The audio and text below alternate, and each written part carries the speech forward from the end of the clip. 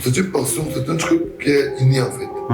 Donc j'ai toujours aimé ce métier. J'ai même à un moment abandonné les études juste pour ça. D'accord. Donc je suis un passionné, je suis un fan de ce métier. Alors, je vous limite. Joël Pelly, c'est un jeune Camerounais très passionné de tout ce qui a trait à l'événementiel culturel, mais également manager de beaucoup d'artistes. Notamment, vous allez le découvrir tout à l'heure, un jeune Camerounais, comme je l'ai dit, passionné, qui s'est lancé dans tout ce qui a trait à l'événementiel, notamment les boîtes de nuit, les snacks, les soirées dansantes, autour de la piscine, des cocktails, de champagne, mais pas pour n'importe quelle personne. Ce sont des personnes sélectives d'un certain niveau. Alors, tout à l'heure, on va le recevoir. Restez focus et surtout gardez la banane. See you! One, two, three, four.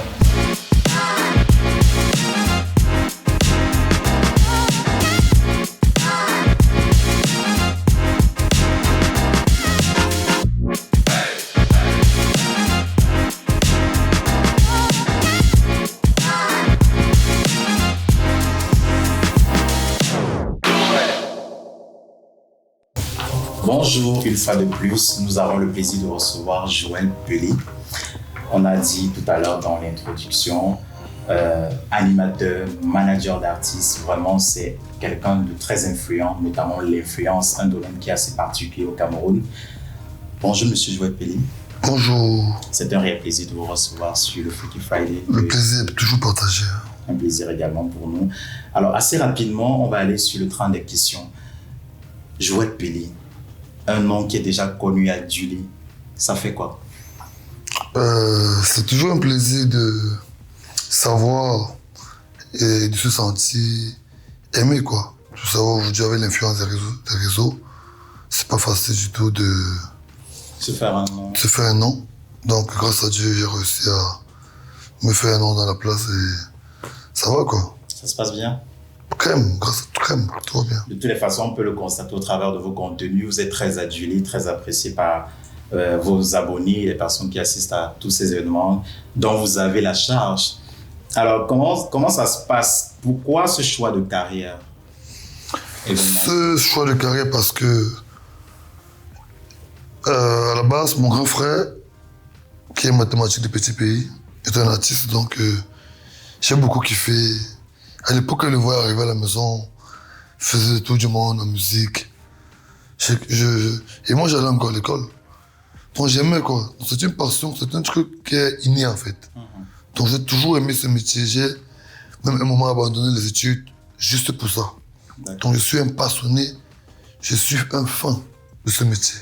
Grand frère de Germain ou bien juste une fraternité? Mathématique de Petit Pays, grand frère, même père, même comme on dit au quartier. Ok. On l'a noté, mathématiques de Petit Pays est le grand frère de Joël Pelly. Donc vous comprenez que l'héritage est transcendant, c'est pas quelque chose qui date d'aujourd'hui. Bien sûr. Avoir pour grand frère mathématique de Petit Pays, c'est une continuité. Comment ça se passe? Est-ce que c'est gérable d'être peut-être l'ombre ou bien la lumière après mathématiques de Petit Pays? La force que j'ai eue est que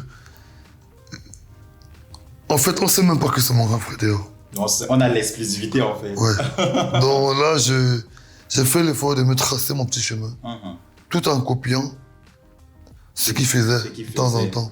Et surtout, j'ai hérité de son humilité et de son professionnalisme aussi. Justement, on a des retours sur l'humilité que vous avez. Ouais. Vous êtes très humble et c'est quelque chose qu'on épouse. Le fait d'avoir accepté notre invitation. Ça va trop, ok, merci beaucoup. Alors, décris-nous, du moins je vais te tutoyer, décris-nous tes journées de travail en tant que manager. Ce n'est pas du tout facile parce que mon boulot va dans 3 volets. Il y a des moments où je gère mes structures qui sont des boîtes de nuit. Donc le matin, il faut se lever, il faut faire sa petite prière, il faut essayer de relancer les clients, se rassurer s'ils vont bien et leur demander de passer le soir pour faire un tour. Il y a certains que tu peux offrir ce week-end. C'est pas du tout facile. Donc il faut avoir beaucoup d'énergie pour ce métier et beaucoup de patience. Beaucoup de patience. Alors, dans vos propos, vous avez parlé de beaucoup de prières. Beaucoup. Quand vous levez le matin, vous faites une petite prière. votre expression fétiche qui est un peu humour, humoristique, c'est Dieu qui est fort. C'est un rappel à votre assistance que vous êtes croyant ou bien c'est... Ouais, c'est Dieu qui est fort. C'est Dieu qui est fort parce que, vous savez, nous sommes dans un monde très vicieux. Un monde, on dit, la nuit est noire. La nuit est noire. Quand on dit la nuit est noire, c'est pour dire, si tu n'es pas prêt spirituellement, quand je parle du spiritualisme, ce n'est pas aller faire des conneries. C'est pour dire, c'est de savoir et de croire que si ce métier existe, c'est que Dieu a voulu que ça existe. Donc, je ne vais pas juger ceux qui font de mauvaises choses. Mais il y a beaucoup de mauvaises choses dans la nuit et il y a beaucoup de bonnes choses dans la nuit. Sauf que moi, j'ai préféré mettre le positif en avant et permettre aux jeunes de rêver et de croire que c'est possible. C'est possible. Donc la prière vaut mieux que tout. Que tout.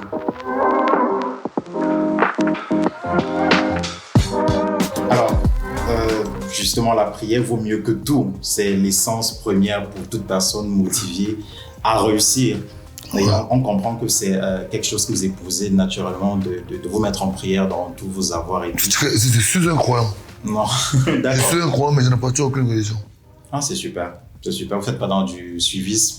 Non, je prie celui qui m'a créé. D'accord. Je n'appartiens pas à une religion. Super. Je ne vais pas à l'église, je vais nulle part. Je me concentre. Je sais qu'il y a un Dieu qui existe. C'est lui que je prie. Celui qui a créé Joël Pelé. Celui qui a créé Joël Pelé, un Dieu qui existe. Ouais. Ok. Faut-il un carnet d'adresses pour rentabiliser dans ce secteur, Joël? Ouais, il faut vraiment un grand carnet d'adresses. Très important. Ouais. Quand tu commences, quand tu débutes dans ce métier, c'est difficile de se faire des amis. Mais quand tu te concentres et que tu te donnes vraiment à fond dans ce métier, tu fais l'effort de respecter ceux que tu vois, même ceux que tu ne connais pas. Bonjour, ça va monsieur? Bien reçu, on s'occupe bien de vous. Ok, si vous voulez revenir, prenez mon numéro pour avoir une meilleure place demain. Je te fais des contacts, comme ça. Si tu as 1000, 2000, 4000 contacts, c'est bon, tu deviens un grand manager, tu peux passer un salaire magnifique. C'est dire ça, mais si ça peut frustrer les jeunes. Oui, c'est vrai. Donc, la stratégie, elle est là. Savoir fidéliser le client. Ouais, savoir fidéliser le client. Le rassurer. Le rassurer. Ouais. Et surtout pour qu'il puisse communiquer également en retour, en relais, apporter au client fidèle. C'est ça, c'est ça. C'est une très belle stratégie. Dans le carnet d'adresse, c'est très important. Très important. Dans ce métier. Sinon... Le réseau. Oui, bien sûr. Bien sûr. Super. Quelles sont les stratégies que tu mets en place pour vendre un produit? J'ai plus de stratégies, c'est en fonction des produits. Ça m'arrive souvent de lancer, que ce soit l'alcool, que ce soit je sais pas comment, la beauté, c'est par rapport aux cheveux des femmes là. C'est quoi? Les produits de beauté. Produits de beauté, voilà, les produits de beauté, tout genre de produits. Donc, j'ai des stratégies différentes pour ça. En fonction des produits. En fonction des produits. Pour l'alcool, je rassure d'abord le client que l'alcool. En fait, il faut d'abord maîtriser le produit. C'est très important. La maîtrise du produit. Donc, pour avoir de l'influence sur le client, il faut maîtriser d'abord ce que tu vends au client. Et maintenant, la stratégie, parfois, c'est difficile. Mais c'est aussi facile quand tu y fais constamment. Donc, ma stratégie, elle est quoi? Je consomme d'abord moi-même le produit. D'accord, justement, je voulais emboîter sur cette question-là. Est-ce qu'il faut consommer pour fidéliser un client? Oui. Parce que je peux pas dire à Boris de boire peut-être cette bouteille d'eau qu'il vient de boire là. Et moi, j'arrive pas à boire ça. D'accord. Je peux pas dire au réalisateur qui le filme là, il dit, mais moi, si j'ai bu cette eau, c'est parce que j'ai vu ça là. Forcément. Voilà. Super. Donc c'est une stratégie. C'est une stratégie. Oui, c'est d'abord la première stratégie. Mais après, il ne faudrait pas boire aussi beaucoup. Non, tu dois d'abord boire au moins. Que le client constate et sache que c'est ça. Ok. Maintenant, tu fais boire aussi les autres. Tu fais des dégustations. Des De dégustations. temps en temps, c'est très Très important. important. La stratégie, c'est savoir perdre pour gagner gros demain. Parce qu'aujourd'hui, on a un problème en Afrique, c'est que dès qu'un jeune monte une structure, il veut gagner à l'instant. Oui, c'est vrai que c'est une véritable problématique quand même. Voilà. De- Donc il faut, si tu n'as pas tes moyens, si tu n'as pas les moyens de bord, mais tu laisses. Parce qu'aujourd'hui, il faut vraiment miser gros sur la com et sur le terrain. C'est ça la stratégie. Pour tout genre de produits. D'accord. Selon toi, quelles sont les qualités d'un bon brand ambassadeur de marque? Un bon brand ambassadeur. Il y a plusieurs marques. Changement de position. Ouais. Il y a plusieurs marques qui ont eu à travailler avec. Je vais t'accompagner. Voilà. Il y a plusieurs marques qui ont eu à travailler avec certains amis influenceurs. Sauf que moi, je vais vous dire une vérité. Un brand ambassadeur, tu ne peux pas donner à peut-être Boris, qui est influenceur, qui est un brand ambassadeur, de signer pour la marque, peut-être pour une marque de whisky. Et pourtant, tu sais que Boris ne boit pas d'alcool. Ça sert à rien. Il y a un paradoxe. Ça ne vend pas. Ça ne vend pas. Ça veut dire que l'alcool ou bien le produit qui doit être mis en avant doit épouser Tu dois épouser les la personnes. personne. Donc c'est ça un vrai bon ambassadeur. Tu dois. C'est pas, Ouais, c'est pas une sorte toujours de les abonnés. connexion. Tu peux voir un bon ambassadeur qui n'a peut-être 50 000 abonnés, mais vraiment qui impacte que celui qui a 1 million d'abonnés. C'est vrai, c'est très vrai. Oui. Et c'est une question de chakra aussi. C'est très important cela. Chakra. Le chakra. Ouais, il faut avoir du chakra. C'est très important le Il chakra. faut du chakra. Il faut savoir sélectionner, savoir avec qui travailler. C'est pour dire si tu vends du champagne, si tu commerces du champagne, il faut faire une personne qui consomme et qui a l'habitude de sortir. Tu ne peux pas signer un artiste peut-être qui ne sort jamais. Qui est placarde, qui est Qui casanier. est toujours qui est casanier, qui joue à la tu maison. signes peut-être une grande marque. Ça va servir à rien. Rien. Justement, c'est une communication plate. Bien sûr, c'est ça qui a fait la force. Tu as vu à la fois Burna Boy, les artistes étrangers, ici au Cameroun, on a Malox. Je suis de moi que tu sais Malox. Pour une boisson, ça passe parce qu'il consomme. Il est toujours actif. Consommer, il appelle à consommer. Voilà. Tu as les Avero Jazz comme ça, les Kameni. Ils sont nombreux comme ça. Et tu penses que... Les Kossi. les Kossi, Kossi. justement. Voilà, un endroit. Kossi Chill. Bon, désolé, je peux plus la pub. Non, Kossi. bon, moi, la question que j'aimerais te poser, c'est de savoir, est-ce que la marque pour laquelle tu es brand ambassadeur doit également épouser ton style vestimentaire? Beaucoup. D'accord. Un vrai brand ambassadeur doit d'abord être bien Il propre, doit avoir de la poigne. de la prestance, Comme monsieur Joël. bien sûr. Toujours propre, bien habillé. C'est ça aussi qui vend. Bien parfumé. Bien parfumé. C'est ça qui vend. Parce que le brand ambassadeur est comme un vendeur de rêves. C'est un vendeur de rêves, en fait. Donc, c'est du paraître beaucoup plus. Il doit C'est être ça. attractif. Oui, c'est Ouais. ça. C'est ça un vrai brand. Mais au Cameroun, on n'est pas encore On n'est pas prêt. encore, vraiment, c'est... Tu vois. Et qu'est-ce qu'on doit faire? Il y a un problème d'information, on doit s'informer Oui, sur et- comment... Oui, il faut beaucoup travailler dessus. Et si nous sommes là pour aider certains artistes ou certains brands qui ne savent pas comment s'y prendre. Comment se booster. Oui, comment se booster. Donc, nous sommes là toujours derrière pour pousser, pour donner des stratégies, pour peut-être me voir consommer des artistes. C'est pour cela, c'est pour apporter mes stratégies à moi, mes idées, pour leur permettre de mieux représenter leurs produits. Oui, upgrade aussi. Voilà. Alors, quel a été jusqu'ici ton plus gros challenge en tant que manager? Mon plus gros challenge était l'événement qu'on a fait à Kribi. On a fait un événement de 10 000 personnes. Wow. 10 000 personnes en 2020.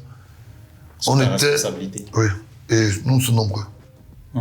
C'est une équipe, non seulement une équipe. C'est Joël Pélicon, mais Après, ce que avant, c'est j'apprécie une équipe. vraiment, c'est l'humilité. L'humilité vraiment de reconnaître le travail des personnes en background qui ne sont pas forcément mises à disposition sous la lumière bien sûr. et de rappeler que tu n'es pas seul. C'est un gros travail de Je fond. pense que c'est quelque chose qui manque vraiment à beaucoup de jeunes managers aujourd'hui, entrepreneurs, Entrepreneur, manager, événementiel, beaucoup, ouais. de mettre en avant toutes ces personnes qui les aident derrière Ouais. à faire ce beau travail. Comme par exemple, derrière cette belle émission, il y a un travail de fond derrière. Oui, justement. Il y a des génies qui travaillent derrière. Ils doivent être respectés. Et leur travail doit être reconnu et apprécié. Donc mon plus gros challenge, en revenant, était Caribbean Experience, qu'on a fait en 2020. Pourquoi mon plus gros challenge? Parce qu'on était à 2 doigts d'annuler l'événement à cause de la pandémie. Ça tombe net quand il y a la pandémie. On a la chance que, oui, avec tous les financements, on a près de 80 à 90 millions de dépenses. Et tu te rends compte qu'on peut tout annuler. D'un coup. C'est où tu comprends donc que là, c'est Dieu qui agit. Ce sont plus les hommes. Et puis les hommes, c'est parce que la pandémie. Tu vois bon pourquoi je me dis, c'est Dieu qui est fort. Dieu qui est fort, la célèbre citation. C'est tout ça, Dieu qui est fort. On se retrouve en train de faire l'événement, 6 000 personnes, pas tout le monde qui revient. Les gens qui prennent des billets d'avion pour un week-end, juste pour l'événement. On fait 10 000 personnes. Et en termes de revenus, c'est... Magnifique, grâce à Dieu, magnifique. Magnifique, tout le monde s'est bien amusé, tout était propre. Et tu penses que quelque part ça a propulsé encore ton image? Beaucoup. Et ça a propulsé la culture de mon pays.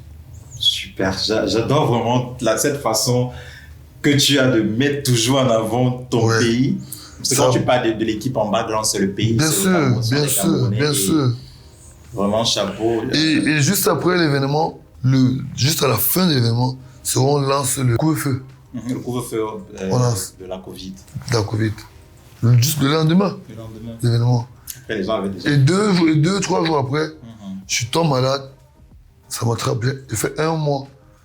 Donc tout l'argent que j'ai travaillé là, avec mes parents, est parti dans. Mais je suis fier parce que j'ai gagné beaucoup.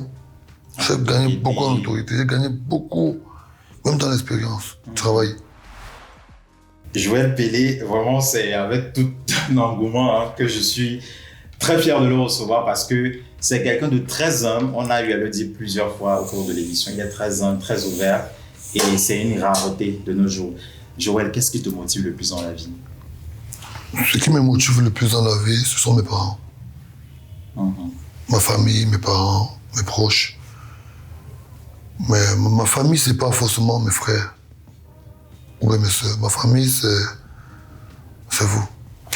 C'est ceux qui m'aiment. Ceux qui se soucient pour moi. Qui apprécient le travail. Qui apprécient ce que j'ai fait. Parce que le bon Dieu nous a créés nous tous à son image. Donc nous sommes tous des frères. Donc à la base, quand j'ai parfois envie d'abandonner et que je sais que j'ai une grosse charge, qu'il faut que non, parce que nous, on n'a pas eu une enfance joyeuse. Nous, on a su se battre, on a bataillé dur pour arriver où nous sommes aujourd'hui. Et nous sommes encore à 2-3% du succès. Donc pour certains, j'aurais payé déjà, mais pour moi, je ne suis pas encore arrivé où je vais arriver. Ma motivation, c'est ma famille, ce sont mes parents. Quand ils pensent qu'il faut que mes parents mangent, quand ils pensent qu'il faut que mes neveux, mes nièces partent à l'école, quand ils pensent qu'il faut que mes petits qui comptent sur moi soient à l'aise, c'est ça ma motivation. Ma motivation, c'est pas Joël Pélé. Ma motivation, c'est ceux qui m'entourent. C'est ça ma motivation. Donc, c'est très émouvant. C'est bien sûr. Il y a ce problème de réseaux sociaux. Oui. Ça concerne pratiquement tout le monde, les informations fake, intox, Fake et parfois vrai. Faut parfois vrai. Faut être... Faut être vrai, faut être vrai, réaliste. Alors, moi j'ai une question. Que pensent les réseaux sociaux? Dans le sens général du terme, la question. Les réseaux sociaux, en ce moment, en Afrique, parce que l'Afrique n'était pas prête pour les réseaux sociaux. Quand le blanc a créé les réseaux sociaux, à la base, c'était pour se divertir, profiter de la vie. Sauf qu'il y avait des choses qui se passaient avant les réseaux sociaux qui ont commencé à apparaître. Parce que tout ce qui se passe aujourd'hui existe depuis longtemps. Oui, depuis. Sauf qu'aujourd'hui, les réseaux sociaux ont eu une grande influence sur la jeunesse. Beaucoup de jeunes ont arrêté de rêver grand à cause des réseaux sociaux. Pourquoi? le suivisme. Ça a eu beaucoup d'impact. Très moutonnier. Tu vas voir quelqu'un avec toi maintenant, il va aller créer un compte fake pour raconter des bêtises sur toi, Boris. Et pourtant, moi, je vois comment vous battez là. Je suis tellement fier de voir les jeunes se battre, faire une belle émission comme ça. Pourquoi les autres ne doivent pas vous imiter? Parce que c'est ça qui fait avancer le pays. Dans beaucoup de pays, ça existe. Ça existe de voir ça. C'est beau, c'est propre. Ça doit être encourageable. Ça doit être encouragé. Mais tu vas voir certains jeunes qui passent le temps à créer des comptes fake pour insulter des gens, pour frustrer des gens. Parfois, certaines personnes sont fortes devant les caméras, mais en fond, à la maison, c'est mort. Ces gens pleurent. Ces gens pleurent, ces gens souffrent de voir comment on insulte leur famille, de voir comment on insulte leurs proches. Ça fait tellement mal de bien les commenter quand tu lis sur ta page, tu pleures seul. Moi, ça m'est arrivé maintes fois de pleurer à chaudes des larmes quand on dit des choses terribles, sataniques sur moi. Parce que là, il faut qu'on... Tu ne sais ni Adam. Bien sûr, il faut qu'on détruise Joël Pélé. Il faut qu'on détruise mes proches, mes amis. J'ai beaucoup d'amis qui souffrent comme ça. Qui souffrent de ça, beaucoup. Que ce soit les artistes, que ce soit les influenceurs, que ce soit même les chefs d'entreprise, que ce soit même les papas qui ne sont pas sur Internet. Aujourd'hui, il suffit qu'on soit assis là, on chuchote dans l'oreille, quelqu'un a filmé. Oui, c'est vrai. Tu fais un mauvais geste, tout le monde a déjà... Chacun prend pour utiliser... Tu as vu l'impact dans les réseaux. C'est venu détruire la jeunesse de mon pays. La jeunesse, c'est vrai. C'est très vrai. Les jeunes, aujourd'hui, ont du mal. Un lacisme. Oui, parce que ils ont connu des réseaux très tôt. Nous, on a eu la chance de connaître les réseaux en retard. C'est plus tard. Mais eux, c'est très tôt. Tu vois peut-être sur un truc peut-être comme TikTok. Tu vois une petite fille qui a 15 ans, 16 ans, déjà en train de s'exhiber, monter son corps. Elle se dit qu'elle ne veut plus rêver grand. Elle ne veut plus fréquenter. Quand c'est dû sur elle, elle se dit que non, il faut qu'elle imite. Les grands ceux qu'elle voit sur Snapchat, il faut qu'elles imitent les grands ceux qu'elle voit sur Facebook. Vous voyez la petite qui est aujourd'hui en prison là. Ouais. C'est pas le hasard, Boris. C'est vrai. Voici une preuve réelle des réseaux sociaux.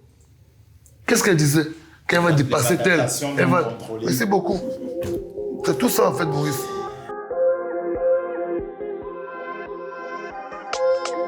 Alors, vous avez pu le constater, on a reçu Joël Pélé, très humble, très ouvert d'esprit, vraiment une boule d'énergie. Ouais. Ça a vraiment été un gros plaisir de te recevoir. Nous sommes déjà à la fin de l'émission. C'était la question de la fin. Mais il fallait me dire avant. Oui, voilà. Mais on va quand même te donner l'occasion de dire quelque chose à ces jeunes-là qui veulent devenir comme toi, qui veulent se battre, qui veulent être des managers, qui veulent gérer des événements de 10 000 personnes à Kribi. C'est pas donné même à l'international, on ne trouve pas beaucoup de personnes qui le font. On a Joël Pélé qui le fait en local et c'est à remercier. Alors, tu vas regarder la caméra et tu vas donner ton conseil.